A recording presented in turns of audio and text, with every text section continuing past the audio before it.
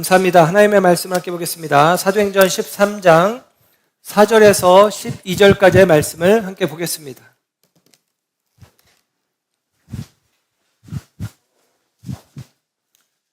함께 하나님의 말씀 사도행전 13장 4절에서 12절 말씀 합독합니다. 시작. 두 사람이 성령의 보내심을 받아 실루기아에 내려가 거기서 배 타고 구브로에 가서 살라미에 이르러 하나님의 말씀을 유대인의 여러 회당에서 전할세 요한을 수행원으로 두었더라. 온 섬 가운데로 지나서 바보에 이르러 바예수라 하는 유대인 거짓 선지자 마술사를 만나니 그가 총독 서기오 바울과 함께 있으니 서기오 바울은 지혜 있는 사람이라. 바나바와 사울을 불러 하나님의 말씀을 듣고자 하더라. 이 마술사 엘루마는 이 이름을 번역하면 마술사라. 그들을 대적하여 총독으로 믿지 못하게 힘쓰니 바울이라고 하는 사울이 성령이 충만하여 그를 주목하고 이르되 모든 거짓과 악행이 가득한 자요 마귀의 자식이요 모든 의의 원수여 주의 바른 길을 굳게 하기를 그치지 아니하겠느냐. 보라 이제 주의 손이 뇌 위에 있으니 뇌가 맹인이 되어 얼마 동안 해를 보지 못하리라 하니 즉시 안개와 어둠이 그를 덮어 인도할 사람을 두루 구하는지라. 이에 총독이 그렇게 된 것을 보고 믿으며 주의 가르치심을 놀랍게 여기니라. 아멘. 아멘. 할렐루야. 이 아침에 하나님의 사랑하심과 은혜가 저와 여러분 가운데 함께하는 줄 믿습니다. 우리는 사도행전의 말씀을 통해서 다시 교회라는 주제로 오늘 29번째 시간 바울이라는 사울이라는 제목으로 함께 말씀을 나누고자 합니다. 우리가 지난주에 살펴봤던 것처럼 안디옥 교회는 바나바와 사울을 따로 세워서 성령의 명하심을 따라 이 바나바와 사울을 파송합니다. 이제 이방 선교를 위해서 파송하게 되어지고요.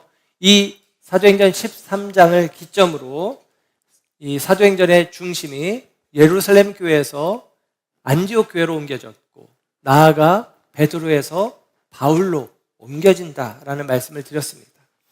그렇게 안디옥 교회를 통해서 파송받은 바나바와 사울이 오늘 성경의 이야기를 보면 그들이 이제 1차 전도 여행이라고 우리가 알고 있는 바 1차 전도 여행을 떠나는 내용을 오늘 기록하고 있고 선교지에서 있었던 첫 번째 사건에 대해서도 성경은 기록해 주고 있습니다. 하나님께서 사도행전 9장의 말씀 속에 보면 하나님께서 다메섹 도상에서 예수 믿는 사람들을 박해하기 위해서 잡기 위해서 달려가던 사울을 우리 주님께서 만나 주셨죠. 부활하신 주님을 빛 가운데 사울이 만납니다. 그리고 그는 이제 새로운 삶을 살기를 결정하게 되어집니다. 그가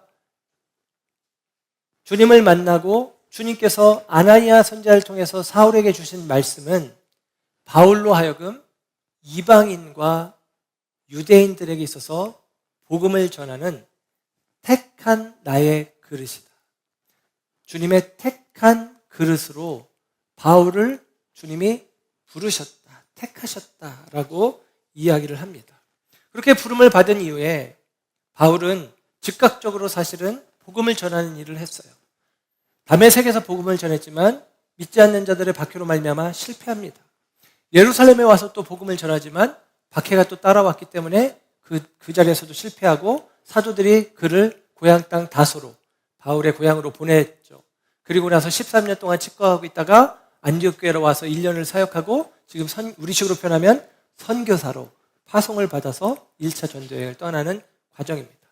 여러분, 하나님의 일을 감당해 갈 때에 하나님께서 그를 부르셨을 때 즉각적으로 그를 사용하신다라기보다는 즉각적으로 우리가 주의 증인이 되어지는 것이 아니라 훈련하고 연단하는 시간들이 우리 가운데 필요하다라는 말씀을 전에도 드렸고 다시 한번 여러분에게 말씀을 드립니다.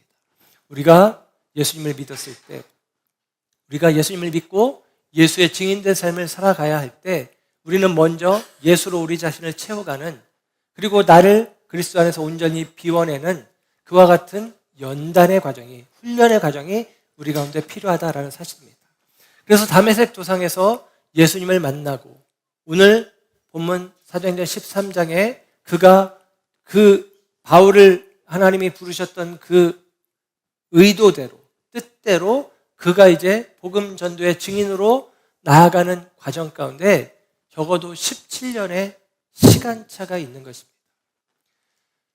예수님을 만나고 아라비아 광야에서 3년, 그리고 고향 땅 다소에 가서 13년, 그리고 안디옥 교회에서 가르치기를 1년, 적어도 17년의 시간이 지난 이후 오늘 사도 바울은 1차 전도 여행을 떠나게 되어집니다.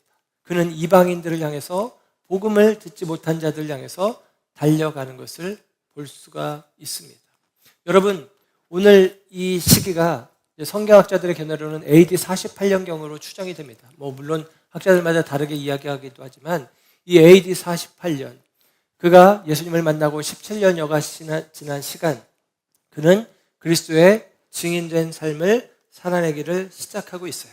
그리고 오늘 본문은 그 장면을 4절에 이렇게 우리에게 보여줍니다.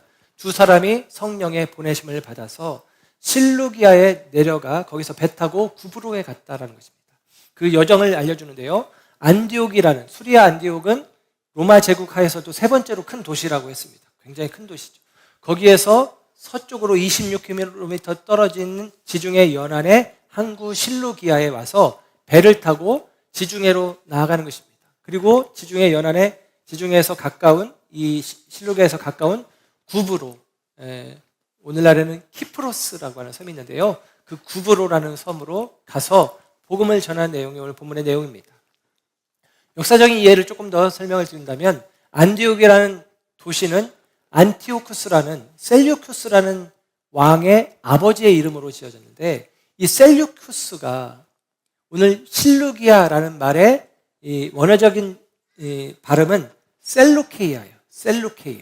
셀루케이아라는 말은 형용사형인데 셀류쿠스의 것이라는 뜻입니다. 로마 제국의 이전에는 헬라 제국, 그리스가, 알렉산더 대제가 그리스가 큰 나라를 이루었잖아요. 알렉산더가 그런데 33살에 일찍이 죽게 됩니다. 그리고 알렉산더 휘하의 4명의 장군들이 각 지역을 나눠서 통치하기 시작해요. 그 가운데 우리가 알고 있는 이스라엘을 포함한 중동 지역은 셀류쿠스 니카토르라고 하는 사람이 그 땅을 차지하게 됩니다. 그래서 셀류쿠스 왕조가 새롭게 형성이 돼요. 그리고 셀류쿠스 왕조가 형성되었을 때 이 셀류쿠스가 자기 아버지의 이름 안티오쿠스의 이름으로 16개의 안디옥이라는 도시를 만드는 거예요. 그리고 셀류쿠스 자기 이름으로 셀류케이아라고 하는 항구 도시를 만드는 것입니다. 그래서 안디옥에서 가장 가까운 항구이면서 셀류쿠스의 것, 왕의 이름으로 이름 지어진 항구라면, 도시라면 그 도시는 크고 화려했을 것이 분명합니다. 그렇게 그 셀류쿠스에서, 실루기아에서 떠나서 이제는 구브로로, 그리고 나중에 비시디아 안디옥으로 이제 그가 1차 선교 여행을 떠납니다. 오늘 본문에서는 셀류쿠스에서, 실루기아에서 배 타고 떠났다라고 이야기를 하는데, 바울의 입장에서 보면, 우리가 예를 들면 배를 타고 항구에서 바다를 향해서 항해를 출발하면 그 바다에서 우리가 뒤를 돌아서 그 항구를 바라보잖아요. 그 도시를 바라보잖아요. 혹시라도 밤에 만약에 이 항구에서 떠났다면 밤 야경의 그 모습이 얼마나 예쁘고 아름답습니까? 그런데 바울에게는 이렇게 생각해 볼 수 있습니다. 자신이 지금 이 화려한 이 실루기아 항을 떠나서 하나님이 가라 하시는 곳으로 나아가는 것이죠. 그 이전의 삶은, 바울의 이전의 삶은 그가 크고 높고 화려하고 인정받는 자리로 나아가던 삶에서 예수님을 만난 이후에 그는 자신의 삶을 이제 주님의 명하심과 뜻하심을 따라 온전히 순종하여 그가 하나님의 이끄심과 인도하심, 그래서 오늘 보면 4절에는 성령의 보내심을 따라서 그가 나아가는 것입니다. 그래서 그는 그 화려함의 자리에서 새로운 자리로 인생의 새로운 항해를 시작하는 거예요. 사람의 인생을 항해로 비유하기도 하는데, 바울은 새로운 인생의 항해를 시작하는 것입니다. 곧 그는 화려한 세상이 아닌 하나님을 향한 여정으로, 항해로 새로운 삶을 시작하고 있다는 사실입니다. 저와 여러분이 신앙생활을 한다는 것은 이와 같습니다. 우리가 예수 그리스도를 만나고 예수 그리스도를 믿고 저와 여러분이 새로운 삶을 살아갈 때에 우리가 세상에서 추구하는 화려하고 크고 편리하고 좋은 것들의 자리에서 떠나 하나님을 향한 인생 여정을 시작하는 것이 저와 여러분의 신앙생활이다라는 사실이죠. 그러므로 저와 여러분의 삶이 새로운 항해가 있는 그와 같은 삶이 되어지기를 주님의 이름으로 축복합니다. 그들이 실루기아에서 떠나 구브로에 이르렀습니다. 그리고 5절에는 구브로의 살라미라는 곳, 그러니까 지도상으로는 동편이죠. 동편의 살라미에 도착을 합니다. 근데 거기에서 여러 회당에서 말씀을 전했는데 설명이 없어요. 특별한 설명이 없습니다. 살라미에서 말씀을 전했는데 유대인의 회당에서 말씀을 전했는데 아마도 유대인들이 별반 크게 반응하지 않았던 것 같아요. 그래서 어쩔 수 없이 그 살라미에서 떠나서 섬 가운데로 한가운데로 가로지르면서 반대편 서쪽 바보라는 지역에 이르게 됩니다. 거기는 이 구브로를 관할하는 총독의 관저가 있는 곳이었고, 오늘 본문에는 6절에 그곳에 바예수라는 무당 거짓 선지자가 있었고, 그리고 그가 총독 서기오 바울 곁에 있었다라고 이야기를 합니다. 오늘 이 사건을 중심으로 이야기를 하려고 합니다. 그 첫 선교지 구브로로 나아간 과정 가운데는 아마도 이런 이유가 있을 거예요. 바나바의 고향이 구브로입니다. 그러니까 구브로에 가서 내가 익숙하고 내가 알고 있는 구브로로 먼저 첫 걸음을 떼었던 것 같아요. 그리고 거기 가서 예수 복음을 전하지만 사람들의 반응이 신통치 않습니다. 그리고 발걸음을 옮겨 이제 총독의 관저가 있는 바보라고 하는 지역에 가서 복음을 전하려고 하는데, 이 서기오 바울이라는 총독이, 글라우디오 황제가 이제 이 구브로 지역을 다스리도록 보낸 총독인데, 이 총독이 하나님 말씀에 관심이 있는 사람이었어요. 그리고 하나님의 말씀에 관심이 있었기 때문에 바나바와 사울이 복음을 전하려고 할 때에 그것을 듣고자 했습니다. 그런데 오늘 성경의 말씀을 보면 그 옆에 있었던 거짓 선지자가 있는데 그가 방해하는 일들, 회방하는 일들을 했다라고 이야기합니다. 6절의 말씀을 한번 볼까요? 6절에 보면 온 섬 가운데로 지나서 바보에 이르러 바예수라 하는 유대인 거짓 선지자인 마술사를 만나니, 바예수라는 이름이요, 그는 거짓 선지자이면서 마술사였다라고 이야기해요. 마술사, 마고스라고 하는 헬라 말이 있는데 마술사입니다. 그는 마술사예요. 이 마고스라는 말은 이런 말들로도 번역이 돼요. 박사, 동방박사 할 때도 마고스라고 쓰여 있습니다.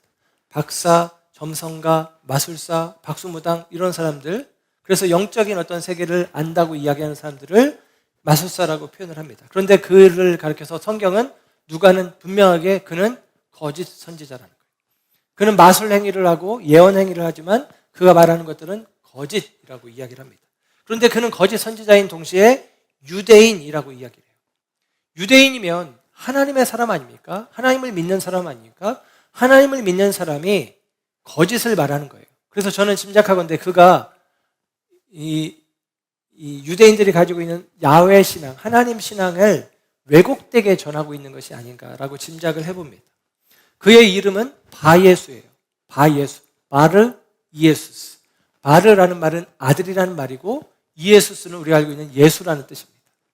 그래서 우리는 예수라는 이름으로 알고 있지만 사실은 히브리식으로 표현하면 여호수아의 아들이라는 뜻이에요. 바예수는 여호수아의 아들. 그래서 히브리어로는 여호수아, 헬라어로는 예수예요. 예수스예요.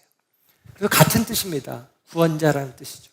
그러니까 지금 이 사람은 바예수, 구원자의 아들이라는 이름을 가지고 있어요. 그 의미는 뭐예요? 자기 스스로가 구원자 역할을 자임하고 있는 것입니다. 그런데 그 구원자가 하는 일이 무엇이에요? 거짓 선지자 노릇하고 마술사 노릇을 하는 거예요. 여러분, 거짓으로 사람을 살릴 수 있습니까? 거짓으로 진리 가운데 도달할 수 있습니까? 불가능하죠. 그런데 그 거짓 선지자가, 바예수가 서기오 바울이라고 하는 구브로 총독 옆에서 있고, 뒤집어서 이야기하면 총독인데 그는 이 섬에서 모든 것을 자기 권한대로 할 수 있는 사람인데 자기 옆에 지금 바예수라는 마술사를, 술객을 두고 있다는 사실입니다. 여러분, 그에 대해서 오늘 본문 7절에는 그는 지혜 있는 사람이라고 이야기해요. 서기오 바울은 지혜 있는 사람. 물론 그는 총독이니까 로마의 훈련, 교육 그런 것들을 받은 지혜가 있는 사람이겠죠. 그런데 그는 자기 옆에 마술사를 두고 있어요. 여러분, 이게 인생의 모습입니다. 아무리 권력이 있고 배운 사람이더라도 영적인 공간, 영적인 비어짐이 있는데 이것을 채우지 못하면 이런 어리석은 일들을 하는 거예요. 사람은 영적인 공간이 늘 비어 있습니다. 이것을 진리로 채워야만 우리는 안정을 취할 수 있는데 그렇지 않죠.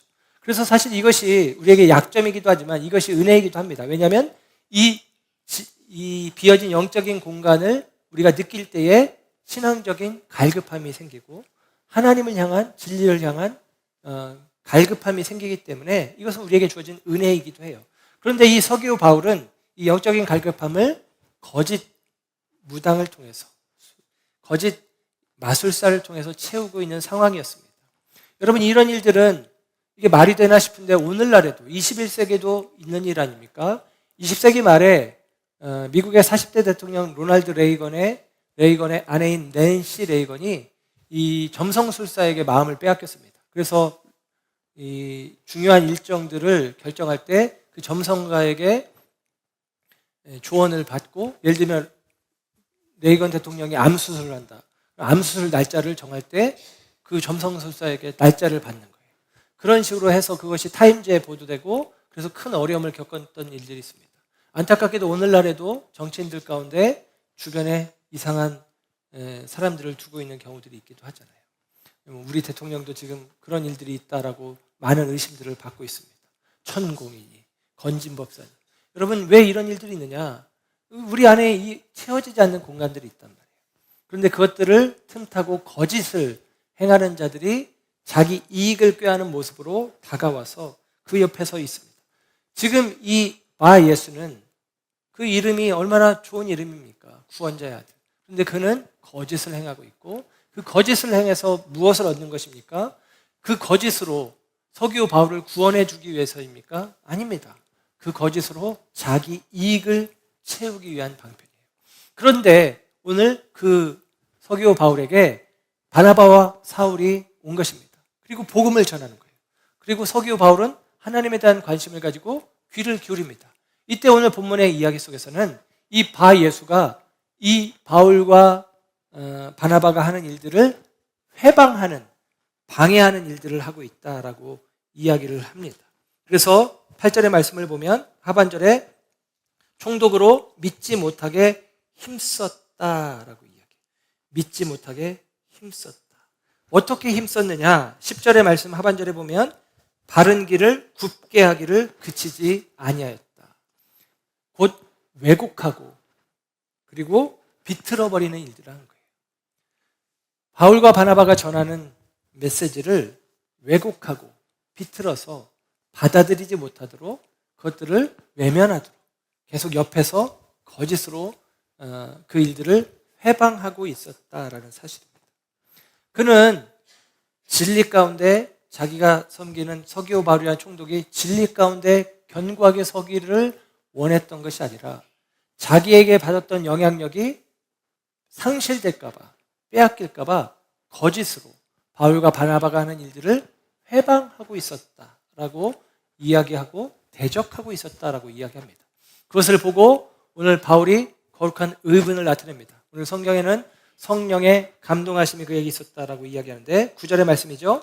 바울이라고 하는 사울이 성령이 충만하여 그를 주목하고, 성령의 충만하심 속에 원래 바울에게 주어진 하나님의 말씀은 사도행전 9장에 보면 아나니아를 통해서 주어진 말씀이 무엇이었냐면, 아나니아를 통해서 바울에게 대하여 사도행전 9장에 보면 17절에 아나니아가 그에게 안수하여 눈을 뜨게 하면서 주님께서 너를 다시 보게 하시고 성령으로 충만하게 하신다. 성령으로 충만하게 하신다라고 했어요. 그런데 성령으로 충만하게 하신다라는 일들이, 예를 들면 바울이 다메섹에서 복음을 전하거나 예루살렘에서 복음을 전하거나 안디옥에서 가르치거나 할 때는 그런 기록이 없어요. 그런데 오늘 본문에서 처음 나오는 것입니다. 그러니까 하나님께서 바울을 택하여 부르시고 그를 쓰시는 일들에 있어서 성령으로 충만하게 하여 주의 일들을 감당케 하시고 택한 그릇으로 사용하시고 그리스도의 증인으로 그를 쓰시고자 하셨던 그 일이 지금 실제적으로 이루어지는 것이 17년이 지나서 이 사건 속에서 이루어지는 것입니다. 물론 그 이전에도 바울은 성령 충만했었다고 짐작할 수 있지만 기록상으로는 성령이 충만하다는 표현이 지금 여기 나오는 거예요. 그리고 성령이 충만한 사울이 무엇을 하느냐? 바예수로 하여금 네가 거짓되고 네가 마귀의 자식이고 네가 지금 의를 막아서고 있기 때문에 하나님의 손이 너를 치셔서 네가 앞을 보지 못할 것이다 라고 이야기하고 실제로 그가 앞을 보지 못하는 상황이 되었다라고 이야기합니다. 여러분, 여기에서 우리가 먼저 잠깐 생각해 볼 것은 오늘 본문의 말씀의 제목이기도 한데 바울이라고 하는 사울이라는 표현이 9절에 나옵니다. 바울이라는 사울, 오늘 말씀의 제목이죠. 바울이라고 하는 사울이라는 표현을 해요. 여러분, 우리는 이런 이야기를 들어본 적이 있을 겁니다. 사울이 예수님을 만나고 나서 그 이름을 바울이라고 바꾸었다. 그리고 사울이 큰 자라는 사울이 작은 자라는 바울이 되었다라고 이야기를 합니다. 근데 여러분, 이것은 반은 맞고 반은 틀리고, 아니 사실은 거의 다 틀린 얘기예요. 무슨 얘기냐면 바울이라는 이름과 사울이라는 이름은 본래부터 바울의 이름이었습니다. 본래부터 바울의 이름이었어요. 사울이라는 이름은 히브리식 이름이고요, 바울이라는 이름은 헬라식 그리고 로마식 이름입니다. 그런데 그것을 헬라어로 기록할 때 사울로스, 파울로스 이렇게 기록을 하는 거예요. 어떻게 이해하면 좋냐면 바울은 다섯 사람인데 그는 태어나면서 로마 시민권자였잖아요. 로마 시민권자였기 때문에 로마식 이름을 가지고 있었고 유대인이었기 때문에 히브리식 이름을 가지고 있었던 것입니다. 사울이라는 이름이 큰 자라고 우리는 알고 있는데 큰 자라는 뜻이 없어요. 사울이라는 이름의 뜻은 샤알이라고 하는 말에서 파생됐는데 샤알은 구하다, 간청하다라는 뜻이에요. 그러니까 사울이라는 이름은 구해진 자, 간청된 자는 뜻이에요. 여러분, 누군가 구하는 사람이라면 그 사람이 큰 사람이에요? 작은 사람이에요? 작은 사람이죠. 사울이라는 이름의 뜻을 굳이 큰 자라고 이해할 필요가 없습니다. 굳이 설명하자면 작은 자라고 이해하는 게 맞아요. 바울이라는 이름의 뜻은 말 그대로 작은 자라는 뜻입니다. 바울은 작은 자라는 뜻이에요. 근데 사울은 큰 자라는 뜻이 없어요. 근데 사람들은 오해합니다. 큰 자가 작은 자가 되었다는 것이죠. 물론 이렇게 이해하는 방식은 가능해요. 그러니까 원래는 우리식으로 표현하면, 제가 예를 들면 필리핀 단기 선교 가면 필리핀 애들이 중한 그렇게 어렵잖아요. 그래서 제가 영어 이름을 만들어서 부르라겠어요. 데니얼, 저는 다니엘입니다. 다니엘 류, 이게 제 영어식 이름이에요. 여기서는 중한, 저기 가면 다니엘. 그것처럼 똑같아요. 지금 사울이 히브리인들과 함께 있을 때는 사울, 그리고 이제 그가 이방 땅으로 가서 헬라 사람들과 함께 할 때는 바울. 그러니까 로마식 이름을 사용하는 거예요. 그냥 단순하게는 그것입니다. 그래서 바울이라는 사울이라고 설명을 해요. 그런데 이것을 우리가 의미적으로 이렇게 이해해 볼 수는 있어요. 여러분, 왜 사울이라는 이름이 그에게 붙었습니까? 그 아버지가 이름 지어준 거죠. 그 사울은 이스라엘의 초대 임금의 이름이에요. 사울왕. 베냐민 지파의 사울왕. 바울은 언제든지 자기 지파가 베냐민 지파인 것을 자랑했고 자기의 학문을 자랑하기도 했습니다. 물론 나중에 배설물처럼 보였지만 그것이 바울에게 있어서 자부심이기도 했던 시간이 있었어요. 그런데 바울이 그 모든 것들을 주님 앞에서 내려놓습니다. 실제로 어떻게 된 거예요? 스스로를 하나님 앞에 작은 자로 여기는 거예요. 작은 자이기에 하나님의 은혜가 필요하고 하나님의 도움이 필요하다는 인식 속에 살아갑니다. 그때 하나님의 성령이 그에게 충만하게 역사하는 거예요. 그래서 여러분, 사울이라는 이름 자체가 큰 자가 아니라 그가 사울 같은 큰 인물이 되기 위해서 살아왔던 시간들이 아니라 그의 이름처럼 바울, 작은 자의 모습으로 주님의 은혜를 구하고 겸손히 낮아졌을 때 하나님의 성령이 그에게 임하시고 하나님께서 그를 통해서 일하시는 것을 이야기할 때는 사울이 변하여 바울이 됐다는 표현을 쓸 수도 있습니다. 그러나 정확한 이해는 사울이 바울이라는 이름이 바뀌어진 것이 아니라 본래 두 이름을 갖고 있었는데 히브리인들과 함께 있을 때는 히브리식 이름을 쓰다가 헬라의 영토로 나아가면서 선교하면서 바울이라는 이름을 쓰는 거예요.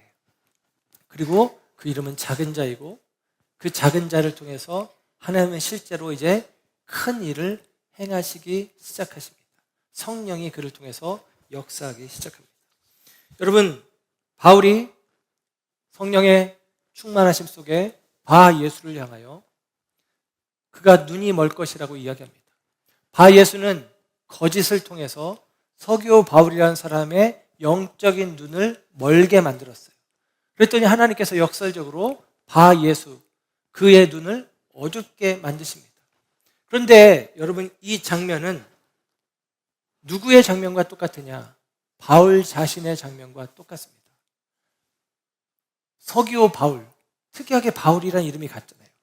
바울의 영적인 눈을 어둡게 했던 바 예수, 거짓 예수죠. 그의 눈을 어둡게 함으로 말미암아 서기오 바울이 결국은 이 일을 통해서 믿었다는 거예요. 그러니까 바울이라는 사람의 눈을 뜨게 하는 과정입니다. 그 과정 속에 이 거짓된 자의 눈을 감게 하는 거예요. 이 역설입니다. 여러분, 이런 것이죠. 이것은 누구의 이야기입니까? 사도 바울 자신의 이야기입니다. 17년 전 다메섹 도상으로 달려가던 그는 하나님의 영광을 위해서 살아간다고 스스로를 여겼어요. 자신은 하나님의 진리를 붙잡았다고 스스로 생각했습니다. 그러나 그는 스스로를 속이던 자였죠. 스스로를 속이고 그리스도의 복음을 왜곡시켰던 자입니다. 오해했던 자입니다. 그런 그가 다메섹 도상에서 빛이신 예수님을 만나고 눈이 멉니다. 그리고 사흘 동안 눈 멀었고 식음을 전폐했고 후에 다메섹에서 아나니아라는 제자가 안수할 때에 눈이 떠지게 되어집니다. 오늘 본문에서도 말씀 가운데 11절의 말씀을 보면 보라, 이제 주의 손이 뇌 위에 있으니 뇌가 맹인이 되어 얼마 동안 해를 보지 못하리라. 그가 영원히 해를 보지 못하는 게 아니라 얼마 동안이에요. 그 얼마 동안의 시간에 저는 이 바 예수 역시도 바울과 같이 그가 눈 감았다가 눈 뜨는 그 시간, 눈 멀었다가 눈 뜨는 그 시간, 그의 영적인 눈이 밝아져서 예수님을 믿었을 거라고 저는 짐작합니다. 아니, 그렇게 여깁니다. 성경에는 기록되지 않아서 몰라요. 그러나 바울과 너무나 똑같은 경험을 하는 것이죠. 스스로가 진리를 왜곡하던 자의 자리에서 자기 눈이 어두워지고 다시 진리의 빛으로 그 눈이 밝아졌을 때 그는 그리스도를 믿는 믿음의 사람이 되었던 것처럼 오늘 바 예수 역시도 믿음의 사람이 되었을 것으로 여기고 오늘 서기오 바울 역시도 이 과정을 통해서 영적인 눈을 뜨고 진리를 받아들이고 믿음의 사람이 되었다는 사실입니다. 그리고 이 사건 이후에 바울은 계속같이 복음을 전하는 일을 하는데 바울이 복음을 전하는 과정 가운데 바울이 복음을 전하면서 환대받고 대접받는 일들은 없습니다. 계속같이 사람들의 거절과 외면과 조롱과 심하면 박해들이 있었습니다. 그럼에도 불구하고 바울은 그 복음 전하는 일을 마다하지 않고 멈추지 않고 끝까지 감당합니다. 왜냐하면 그가 그 복음 전하는 일들에 대하여 그리스도께 받은 사명을 그는 감당하기를 원했기 때문입니다. 그리고 재밌는 것은 오늘 이 사건 이후에 바울은 계속같이 복음을 전하는데 그 복음을 전하는 가운데 바울을 방해하고 바울을 막아서고 바울의 복음 전함을 해방하는 수많은 일들이 있는데 오늘 본문과 같은 사건은 이후의 사도행전의 사건에는 기록되지 않는다라는 사실입니다.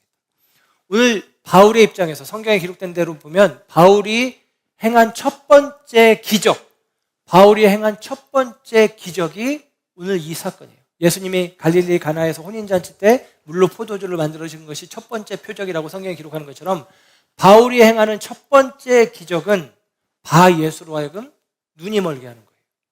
그런데 그 기적을 그 이후에 나타내지 않습니다.